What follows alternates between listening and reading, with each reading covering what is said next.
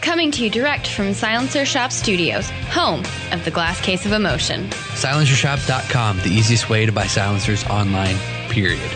Stand by for education, enlightenment, enjoyment, and entertainment. He's not here to talk about your feelings. He's not here to say what you want to hear. He's here to say what needs to be said. Ladies and gentlemen, and children of all ages, please welcome your host, the pimp hand of America, Professor Paul Markle. Yes, it is I. Good morning, good day, good afternoon, good whatever it happens to be. That's the beauty and the power of on-demand radio, is you could be listening to me anytime, day or night, and you can listen more than once. You're allowed. You guys knew that, right? Yeah. That you can re-listen to the shows. Who's the guy that said, like, good morning, good evening, and good night? Oh, Edward R. Murrow. That was it, yeah. Hey, who's here right now? Who's talking? Zach the Shipping Ogre just talked. Say hi, Zach the Shipping Ogre. Hi, I'm here. Hello. I am your host, Paul Markle. There we go. And there's one other person coming to us live via satellite. Who is yet to talk? I am Jared Markle. I'm the COO of Student of the Gun. I guess co-host of Student of the Gun Radio. Zach, you'd be a co-host too, wouldn't you? Technically speaking, yes. A co-host. And then I'm sitting here in the satellite studios of Salt Lake City, and I'm petting my Shiba. All right. You got your Shiba in your that's not office a metaphor. with you? Yep. Just like hedgehog, and it's not a metaphor. Yeah. It's quite literal, actually. Yes, exactly. All right. Number one, you guys, if you would like to be part of the grad program, I know that many of you are listening, and you hear us talking all the time about the bonus hours on Thursday and Friday.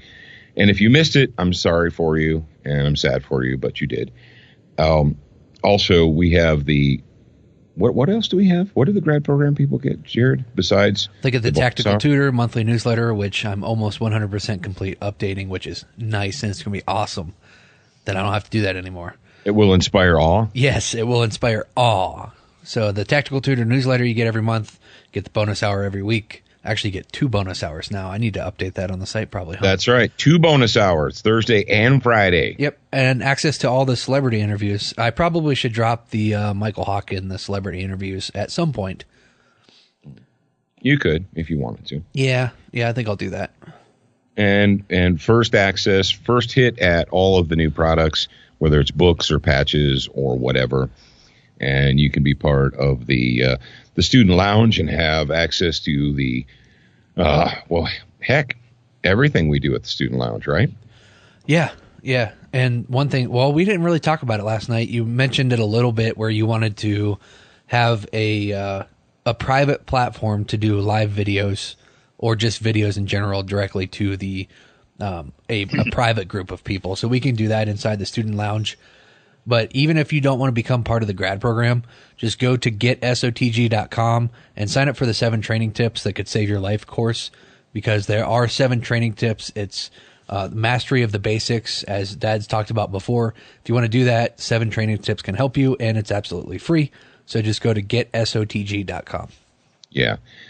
All right. Before we begin today's show, and this is the first show that we've done live since the act of terrorism that occurred in Florida. And yes, it was an act of terrorism. As you go forward and you have to deal with coworkers and relatives and acquaintances in your life who are all about, the government needs more authority and we need more laws. Besides the obvious, such as it's already illegal to commit murder. It's already illegal to plan and commit multiple murders. You guys know that, right? No one ever brings that up. There's not one person on the evening news that ever says, well, it's already illegal to commit murder, but people still keep committing murder. What do we need to do? Do we need more laws? The definition of terrorism is the unlawful use of violence and intimidation, especially against civilians, in the pursuit of political aims. When a politician uses an act of violence to push for more government control and more legislation, that is an endorsement of terrorism. So, what I'm going to tell you, based upon what we know, is the next time you encounter a an acquaintance, a coworker, a relative, someone who is already, he's more than willing to give the government more control. And we need more laws. We need more legislation. We need common sense gun laws. Maybe we need common sense murder laws. But what I would say, this is what you can say to them when they start telling you, derp-a-derp, more laws, derp-a-derp, more gun control, derp-a-derp, whatever. Say, oh, I didn't know that you endorse terrorism. And just let it drop right there.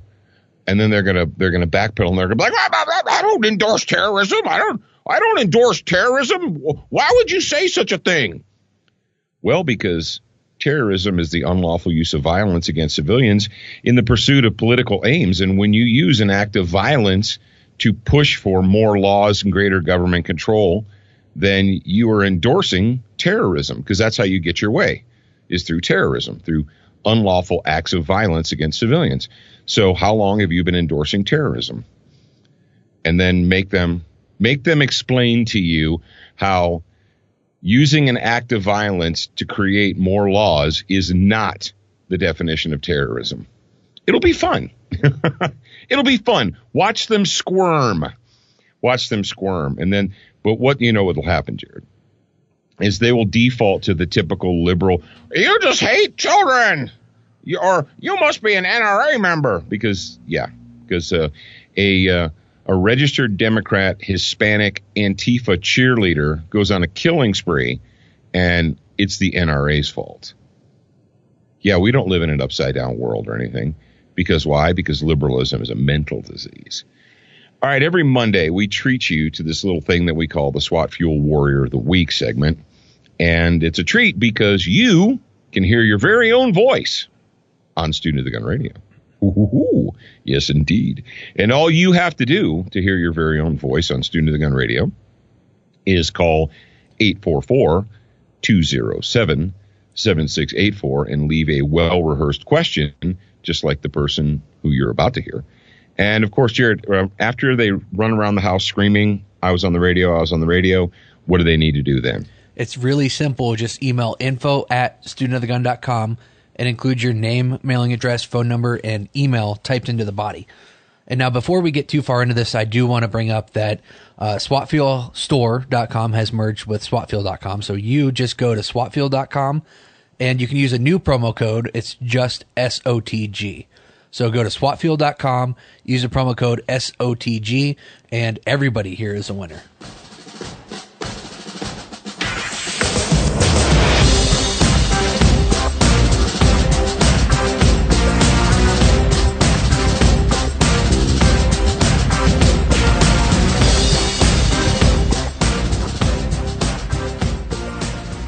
Hi, Professor Larry from the slave state of Massachusetts.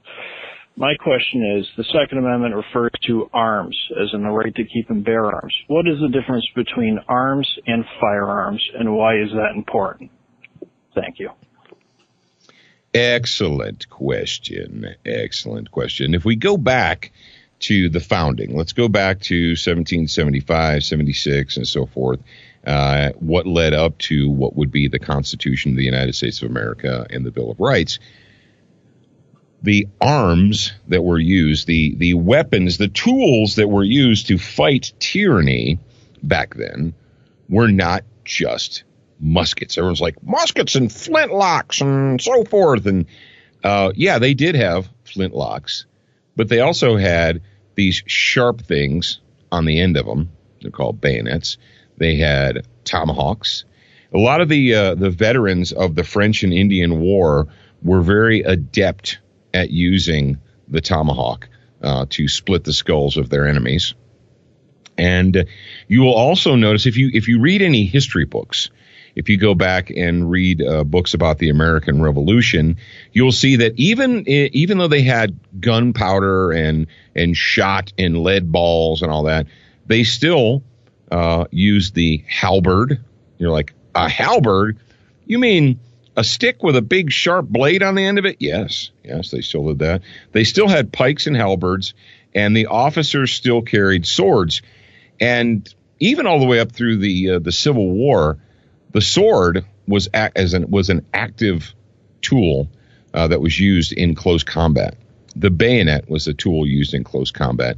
The bayonet was a tool used in close combat in World War I and World War II, and even in Vietnam. So arms are anything that you can use, any tool that you can use as a defensive tool, as an instrument of liberty, whether it's a sword or a halberd or a tomahawk or what have you.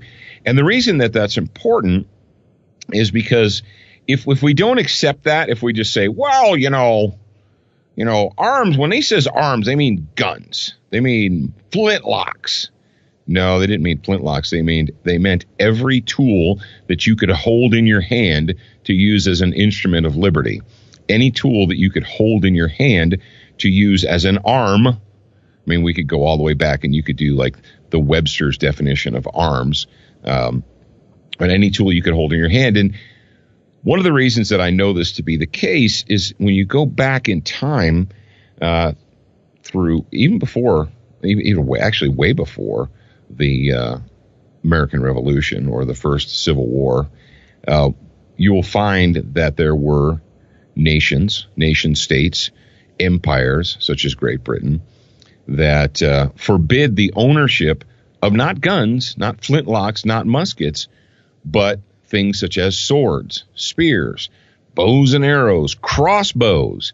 There was actually a huge crossbow ban in Europe in the 11th century because they were too dangerous, and the peasants could not be allowed. We can't just let mere peasants possess such tools because they could use them against the ruling class, and we can't have that stuff. The great Japanese sword hunt, where they went through the countryside, and anyone that was in possession of a tool or instrument of war, which was anything, swords, spears, halberds, whatever, if you had one and didn't turn it in, there went your head. Same thing went down in Scotland, went down in India. It's basically the entire history of man. The ruling class has always, put in place mechanisms to keep the peasant class from possessing any type of tools for resistance. And our leaders knew that. They were very well schooled in the history of man. And they understood that the only way for the citizen to continue to be free, to continue to enjoy liberty, was to have the instruments necessary to fight against tyranny, to keep the government from becoming tyrannical. And we've forgotten that. We have as a nation. The vast majority of the people in this nation, even sportsmen, even American sportsmen, I'm a proud sportsman. I'm a hunter. I support the Second Amendment because I'm a hunter. If you say I support the Second Amendment because I'm a hunter, you 100% failed the liberty test. If you say I'm for the Second Amendment because I like to engage in shooting sports, I break those orange clays as they fly through the sky, or I engage in gun games like 3-gun and IPSC and all that. Those are all fun. Don't get me wrong. Games are fun. That's why they call them games, because they're fun. Isn't that right, Jared? That's why they call them games, because they're fun. If they weren't fun, they probably wouldn't call them games, would they? They'd call them work. Yeah. Well, I mean, for me, it'd be called work if it wasn't fun. For me, work is fun most of the time, except for on those days where, that was on the grad program that I mentioned that, so I won't say it out loud. There you go. Yeah. But no, if you view a firearm as anything other than an instrument of liberty, it's not protected by the Second Amendment. What? Heresy, you say? My duck gun is protected under the Second Amendment. My $3,000 IPSC pistol is protected under the Second Amendment. My 6mm bench rest rifle that weighs 20 pounds, that's protected under the Second Amendment. Actually, it's not. No, because the Second Amendment is about the preservation of liberty, not the playing of games or the engaging in hobbies. I know. I just broke your chi, and I'm sorry to have broken your chi, but if you'd like me to break your chi even a little more, or maybe to support your chi, I wrote a little book called Examining the Armed Citizen, the historic struggle between man and the state for the control of small arms. And in that book, I detailed in great detail the history of arms control and how it's not just about assault weapons and AR-15s and stuff. No, gun control has been in place. Arms control has been in place for thousands of years on planet Earth. And it has always been about who gets to have the arms and who doesn't. It's not about an elimination of all arms.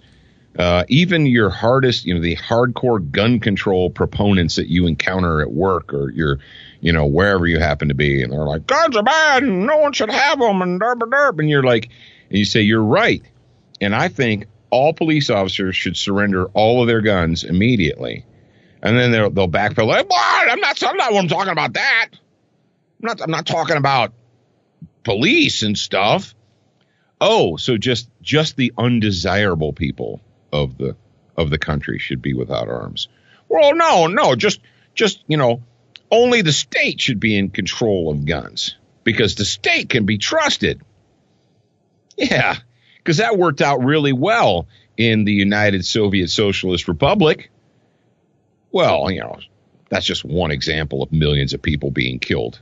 That's just one example of millions of disarmed people being killed. I mean, Cambodia, the killing fields. 20% of the population murdered. Wow. Okay, two examples. Okay. Communist China. How many millions of unarmed peasants were starved to death in Communist China? In the Ukraine, how many people were rounded up and put on trains? Oh, somewhere between 6 and 9 million in Europe. Well, okay, those are only like 5 or 6 or 7. Turkey, Armenia. What's going on down now in Venezuela right now at this very moment in time? Well, they disarmed the people and then they started starving them. And so now the disarmed, starving peasants have, Jared, you know what they've resorted to fighting back with in Venezuela? What's that? Garden tools. Poo. Oh. Yes, they're hurling feces at the state troops. The state troops who are, because the people who work for the state in a situation like Venezuela, they're never going to starve because they all have guns. The secret police and the ruling class, they have guns. Ergo, they have food. But, well, you act like if we surrender our guns, then the state will control who gets to have the food. Yeah, because that's the history of mankind. Well, it won't apply. It won't happen in America. Because why?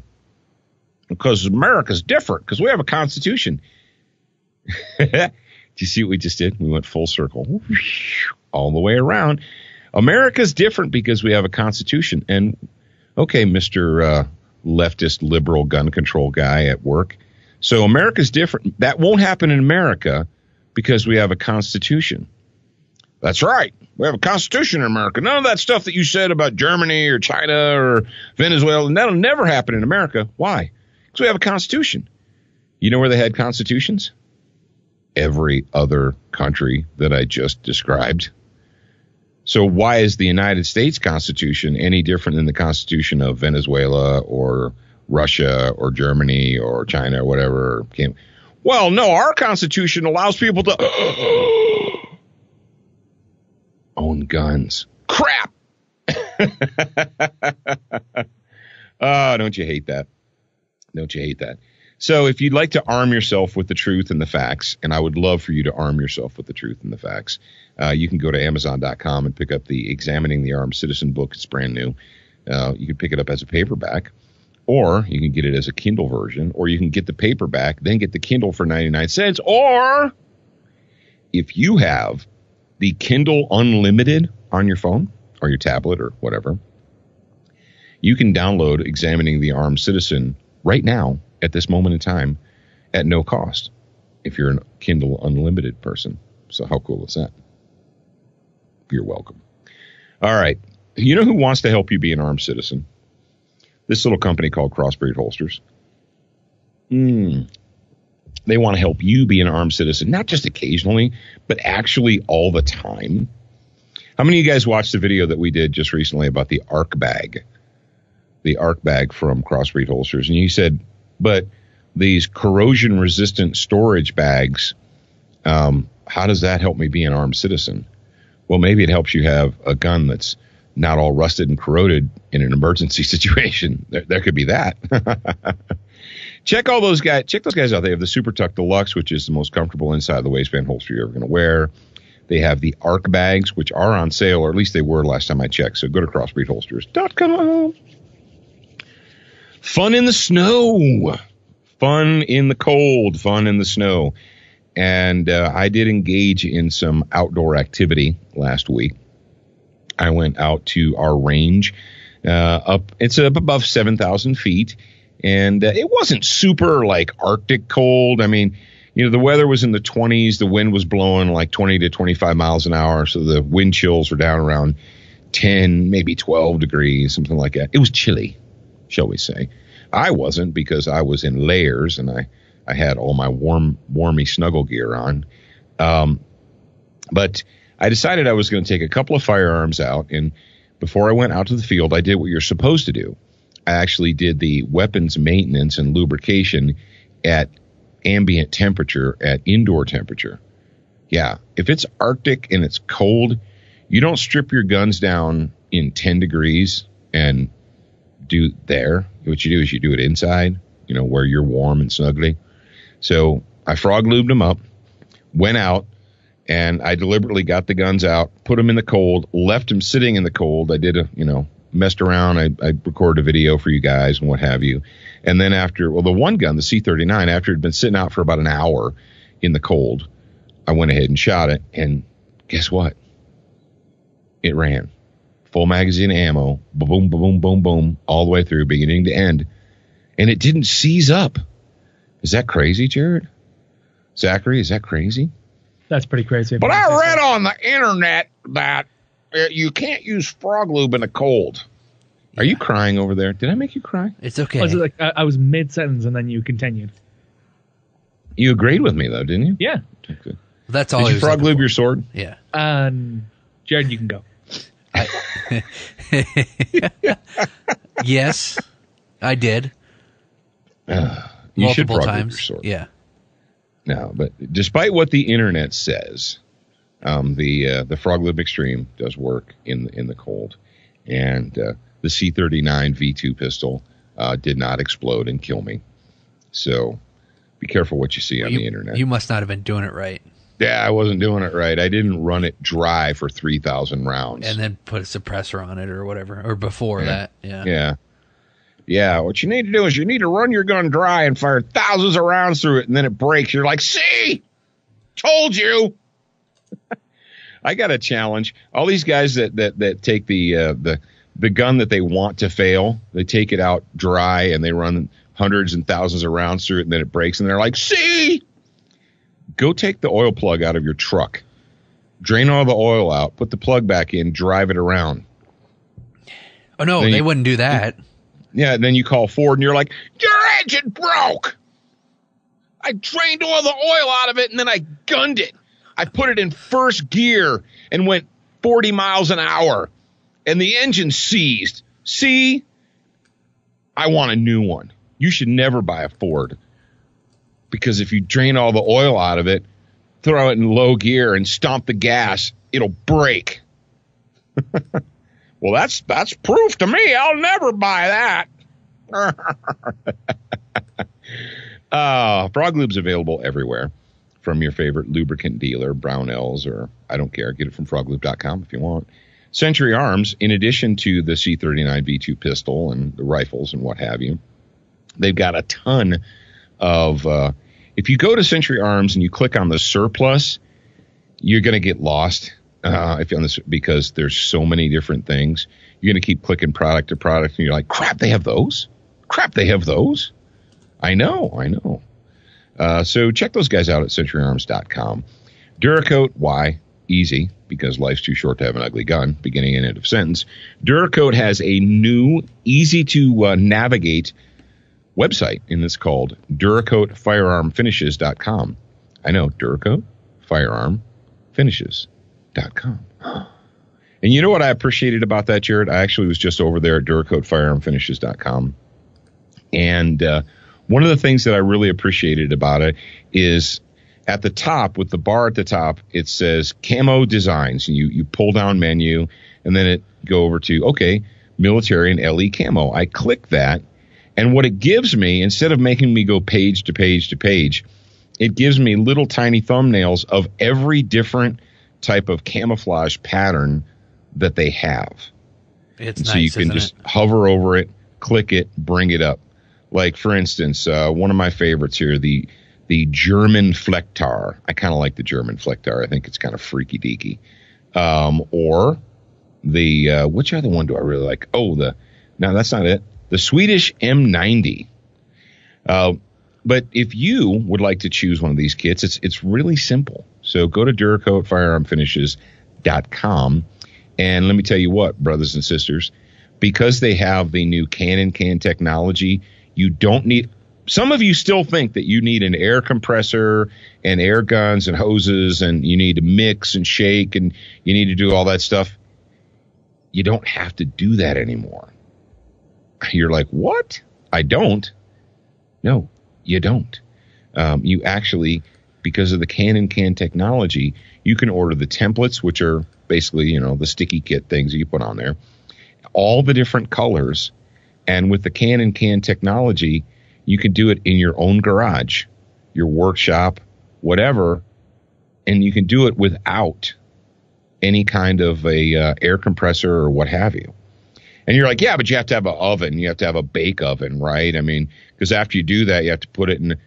No, you don't have to have a bake oven either. What? This is heresy you're speaking. I don't have to have an air compressor. I don't have to have an oven. I don't have to have a special anything. No, you don't. I would recommend gloves for your hands unless you want DuraCoat all over your hands. I would recommend eye protection so you don't get it in your eyes because sometimes things happen. And I would recommend a mask, some type of a respirator mask, not a dust mask, but a respirator. And once you do that, you're golden, bro. I know, you're freaking out, right? You're like, I can do this all by myself. I don't have to box my gun up and I don't have to ship it away to anybody. Nope. It's the magic of modern technology is at your fingertips. So take advantage of it. All right. Last but not least, our good friends at Brownells. They're all the time trying to give away stuff. They've got discount codes for free shipping or discounted shipping or whatever. You know how you find out about it? It's really difficult. You find out about it by going to Brownells.com and signing up for their newsletter. I know. All right. We have a quiet time for you, and I love quiet time. You love quiet time. Well, if you don't love quiet time, close your mouth and open up both of your ears and listen. I spy a black pickup truck. Oh, come on. How about something a little easier? Okay. I spy error-free forms, fast ATF processing, a 90-day money-back guarantee, and the largest inventory in the industry. I spy Powered By. That's right. With over 300 Powered By Silencer Shop retailers nationwide, there's always one close by. Is that easy enough for you? Ha! Almost too easy. Demand Powered By. Shop our industry-leading inventory at silencershop.com.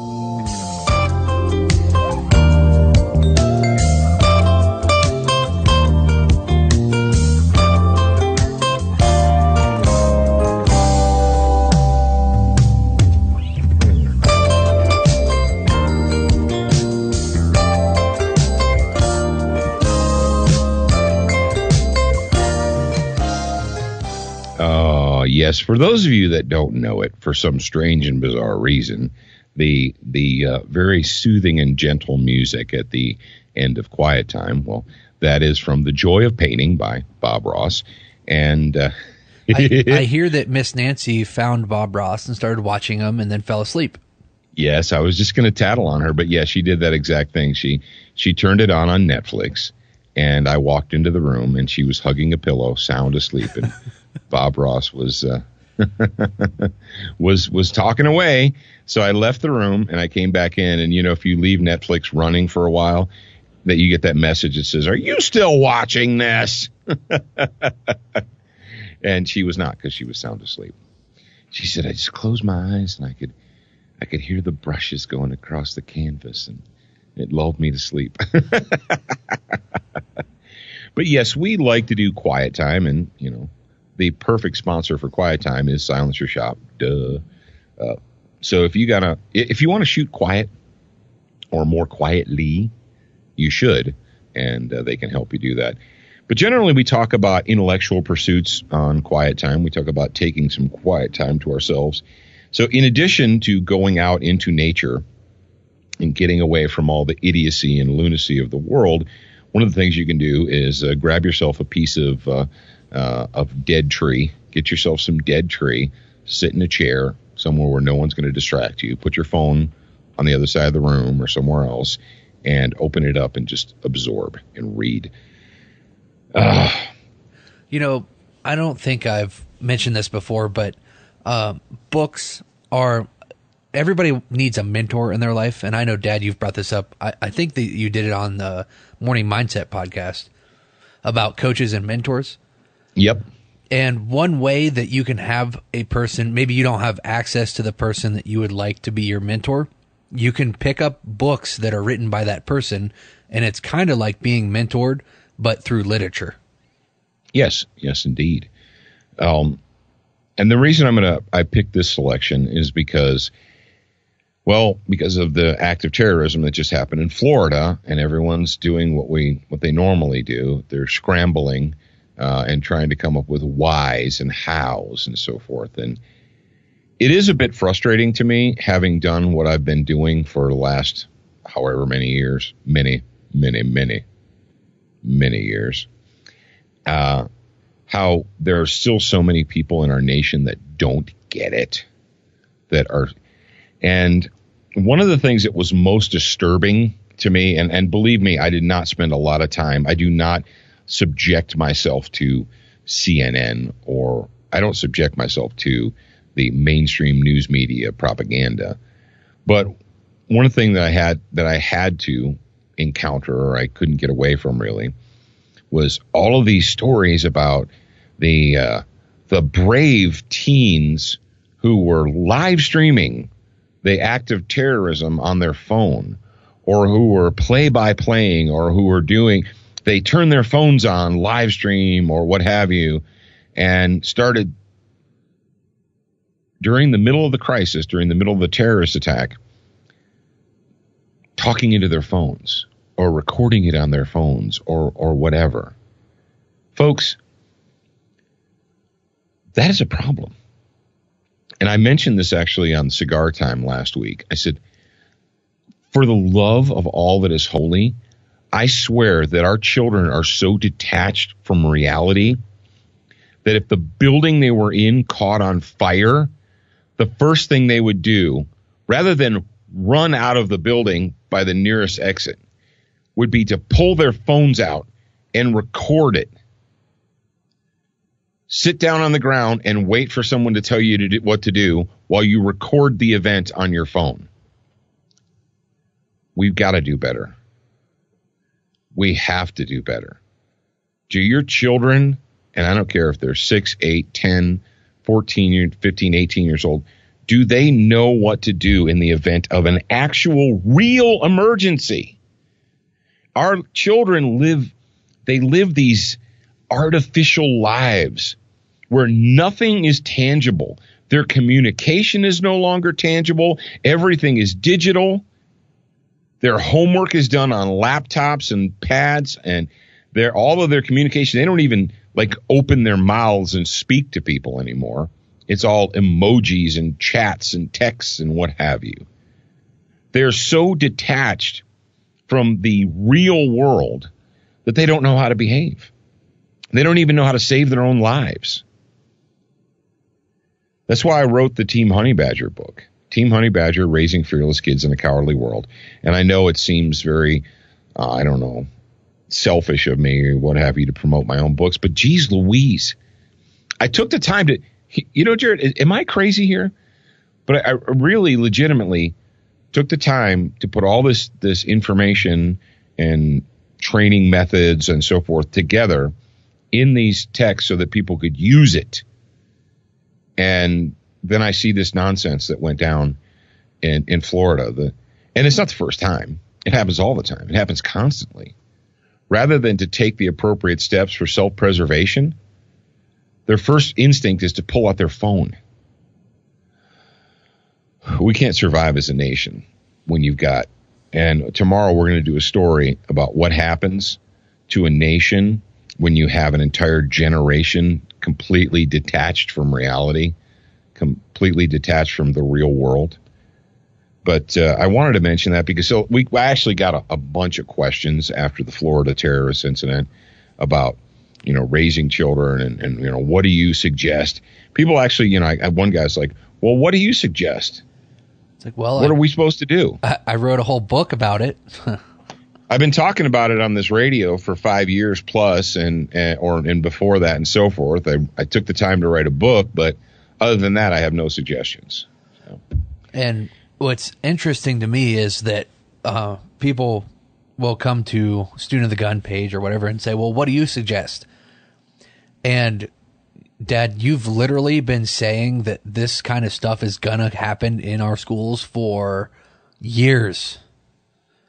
And you've given backgrounds. So what I wrote a 3,000 word article for Law Enforcement magazine about schools being targeted in 2003. In 2003, I think it was for like officer.com or something like that. Yeah, I wrote a, Do you remember the long, title? Detailed article. Do you remember the title of that?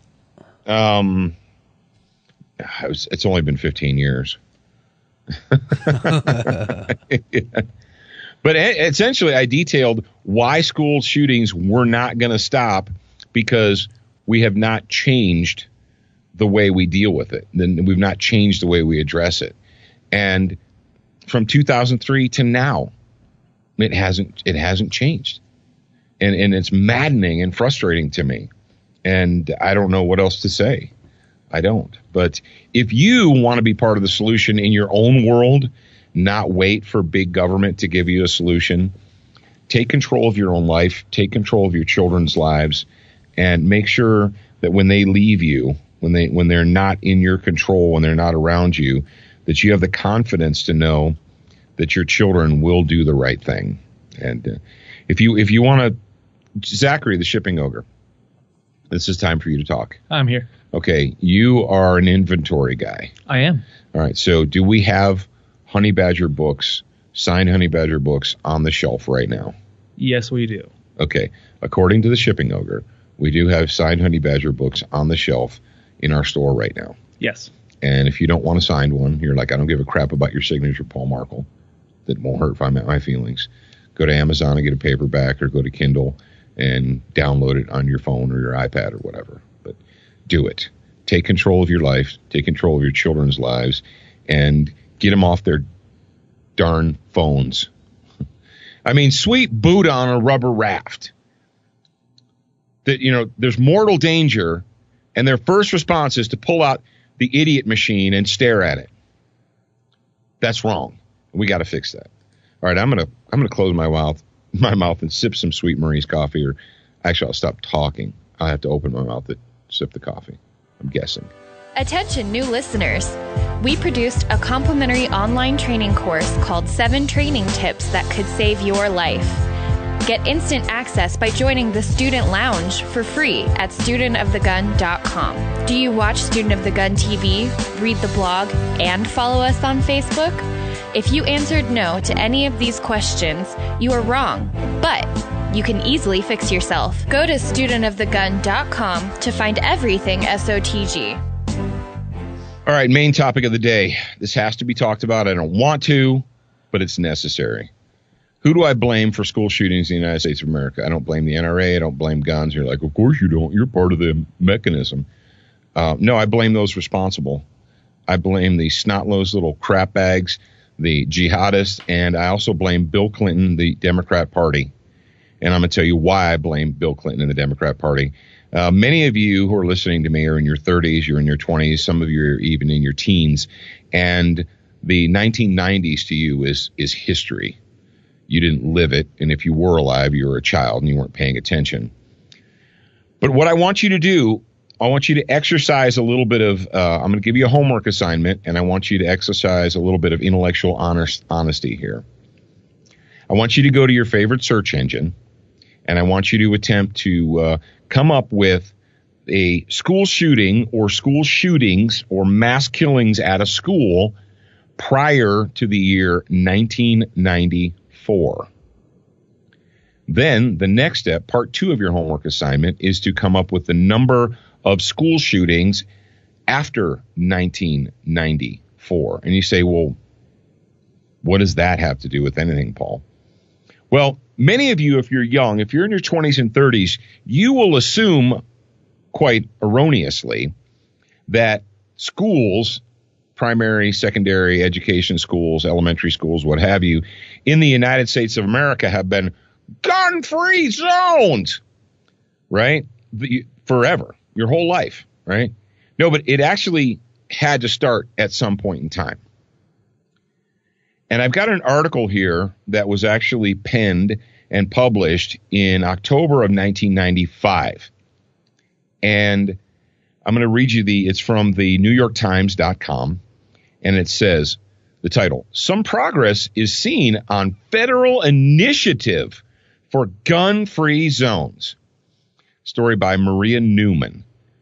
A year after President Clinton called for zero tolerance of guns in the schools, 47 states and the District of Columbia have enacted laws or policies complying with the United States Education Department's mandatory suspension of gun-carrying students. And although the policies are helping to reduce violence in schools, it remains a problem in parts of the country. Secretary of Education Richard W. Riley said yesterday. You guys want to hear what Bill Clinton's Secretary of Education had to say? This is in 1995. Mr. Riley said the following: "We know that zero tolerance laws work," Riley said at a news conference in Washington, D.C. "Schools that have implemented zero tolerance policies have seen fewer weapons in the classrooms and fewer crimes." Mr. Clinton signed a bill a year ago known as the Gun-Free Schools Act, requiring that states adopt policies to expel for at least a year any student who brings a firearm to school. States would face loss of federal money. See, this is when you say, but Paul, the federal government has no authority to dictate to the individual states how they make laws unless it's covered directly under the Constitution of the United States, right? No, this is how the federal government bullies. They get you addicted to federal government money, and then once you're addicted to it like a heroin addict, they threaten to take it away from you if you don't comply. States would face a loss of federal money if they do not pass policies within a year. The exact same thing went down in the United States of America regarding the 21 drinking age. The exact same thing went down regarding mandatory seatbelt laws. None of those things are constitutional, and the federal government has no authority to force the state of Ohio to pass a seatbelt law. The federal government has no authority under the Constitution to force the state of Florida to pass a 21 drinking age. Because I know most of you don't know this because you're young and, history started the day you were born. But in the United States of America, prior to 1990 or so, every state had their own drinking age laws. Some was 18, some was 19, some was 21, and so on. Some states had seatbelt laws, some states didn't have seatbelt laws. But, Uncle Sugar, the feds, they said, well, I know we don't have the constitutional authority to force you to change your laws, but here's what we're going to do. If you don't, within 1 year, enact a 21 drinking age, we're going to withhold federal highway money. And then the states are like, but you stole the money from the citizens of Ohio or Michigan or whatever, you name it, and put it in your bank account. And now you're telling us that if we don't change our laws to suit you, that you're going to take the money that you stole from our citizens and you're going to sit on it and you're not going to let us have it back to fix our roads. Yes, that is the tyranny that we're living under right now. That is the tyranny of a federal income tax. The federal government can force states to amend or change their laws by simply stealing the money from the state's citizens and then withholding it from the state.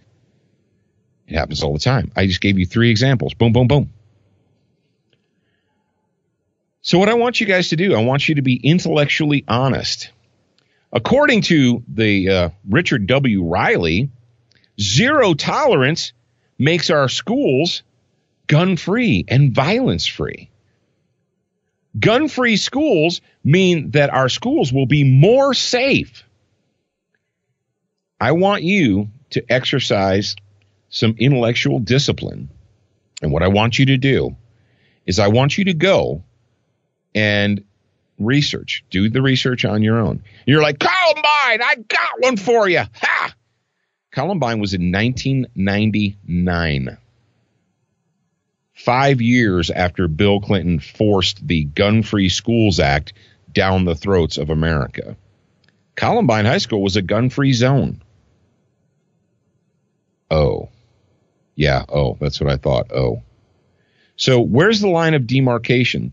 No one on CNN, MSNBC, even Fox News, ABC, whatever, no one is going to bring up the fact. No one's going to say, hey, let's take a quick time out. We didn't have zero tolerance and gun-free school act before 1994. And before 1994, mass shootings at schools were unheard of. Matter of fact, we were shocked. The nation was shocked and they were stunned when Columbine went down because they couldn't believe that would happen. So explain to me again how gun-free school zones and zero tolerance are keeping our children safe. I don't know. You tell me. All right. Wednesday, we're going to be back Wednesday. Oh, my Lord, Jared, we've got a story about the Army. And there's a new story about the Army and their standards. Is there really?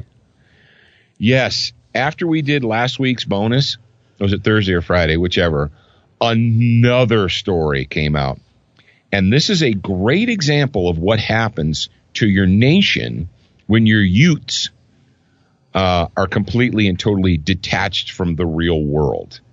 What happens? How do we fill the ranks of the Army? We don't fill the ranks of the Army with dudes in their 40s and 50s, right? We fill the Army ranks with teenagers and then raise them up from there. So we're going to have a story that leads directly into that tomorrow. That'll be fun. On Wednesday, shall I say. Yeah. Oh, yeah, so, Wednesday. Hey, Zach. Yep. Are you there? Hi, what's up? Do we have patches left? Yeah, we have plenty of patches. Which ones? All the patches in the world. All the patches? We don't have the SOTG patches, the blue ones. I know which ones you meant. Yeah. Okay, so we do have patches left. So we're still going to do the challenge, and this is the first show this week. So video yourself. Here's how you get a patch. You video yourself saying who you are, where you're from, and that you are a student of the gun. So I would say I'm Jared Markle from Salt Lake City, and I am a student of the gun. And then post it to your favorite social media, or as many as you want, all of them. Tag at Student of the Gun and hashtag Student of the Gun. Make sure the post is public so we can share it. And once you post it, copy the link and send an email to info@studentofthegun.com with that link and your address so we can send you a patch. And the shipping ogre will receive that email. I don't see them. Dad doesn't see them. Doesn't help to contact us on social media. So step 1, video yourself. Step 2, post it on your social media. Step 3, send that link to info@studentofthegun along with your address. And just so you know, the MP4 doesn't do me any good. It has to be the link to the social media post. Oh, you've had people sending you an actual video in the email? Yeah, the actual video file. Oh, yeah, that doesn't count. It's just like, yeah.